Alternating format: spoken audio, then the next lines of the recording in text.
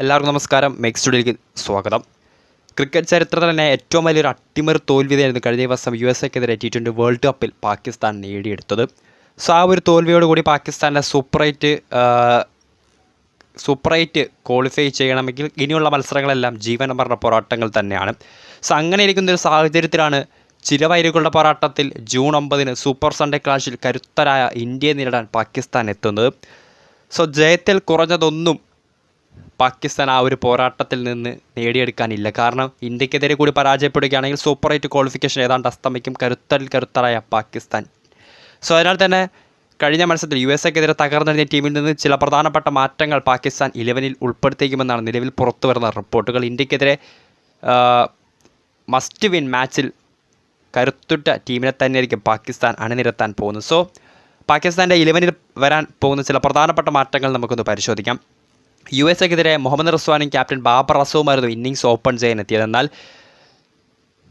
പലതവണ batting strike റേറ്റിൻ്റെ പേരിൽ വിമർശനങ്ങൾ നേരിട്ട ബാബർ അസം ഇത്തവണ ഇന്ത്യക്കെതിരെ കളിക്കാനിറങ്ങുമ്പോൾ ഓപ്പണിംഗ് റോളിലേക്ക് എത്താനുള്ള സാധ്യത വളരെയധികം കുറവാണ്.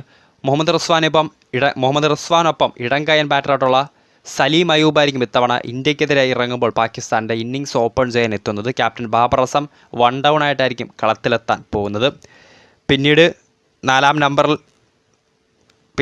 നമ്പറിൽ ഫഖർ സമാനും 5-ാം നമ്പറിൽ വമ്പനടിക്കാരനായ ഉസ്മാൻ ഖാനും എത്തും. 2 ഓൾറൗണ്ടേഴ്സായി ഇഫ്തിഖർ അഹമ്മദും ഷതാബ് ഖാനും ടീമിലുണ്ടായിരിക്കും. അതിനുശേഷം ഇടവേളയ്ക്ക് ശേഷം തിരികെ പ്ലേയിങ് 11-ലേക്ക് പാകിസ്ഥാൻ്റെ പഴയ താരമായിട്ടുള്ള ഇമാദ് വസീമും തിരികെ എത്തിയേക്കാം. പിന്നീട് ഷഹീൻ ഷാ അഫ്രീദി, നസീം ഷാ, മുഹമ്മദ് അമീർ തുടങ്ങിയ കരുത്തുറ്റ 3 പേസർമാരുടെ സേവനം കൂടി പാകിസ്ഥാൻ ഇന്ത്യക്കെതിരെ ലഭ്യമാക്കിയേക്കാം.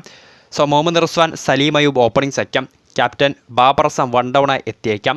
4-ാം നമ്പറിൽ ഫഖർ സമാൻ, ഉസ്മാൻ ഖാൻ 5-ാം നമ്പറിൽ, 2 ഓൾറൗണ്ടർമാരായ ഇഫ്തിഖർ അഹമ്മദും ഷതാബ് ഖാനും, ഇടവേളയ്ക്ക് ശേഷം തിരികെ ടീമിലേക്ക് എത്തുന്ന ഇമാദ് വസീം, മുഹമ്മദ് അമീർ, നസീം ഷാ, ഷഹീൻ ഷാ അഫ്രീദി തുടങ്ങിയ 3 കരുത്തുറ്റ പേസ് ബൗളർമാർ. സോ ഇതായിരിക്കും ഇന്ത്യയെ നേരിടാൻ ഒരു ജീവൻ മരണ പോരാട്ടത്തിൽ പാകിസ്ഥാൻ എത്തുമ്പോൾ അവരുടെ കരുത്തുറ്റ പ്ലേയിങ് 11. വീഡിയോ ഇഷ്ടപ്പെട്ടാൽ ലൈക്ക് ചെയ്യുക, ഷെയർ ചെയ്യുക. കൂടുതൽ വാർത്തകൾക്കായി ചാനൽ സബ്സ്ക്രൈബ് ചെയ്യുക.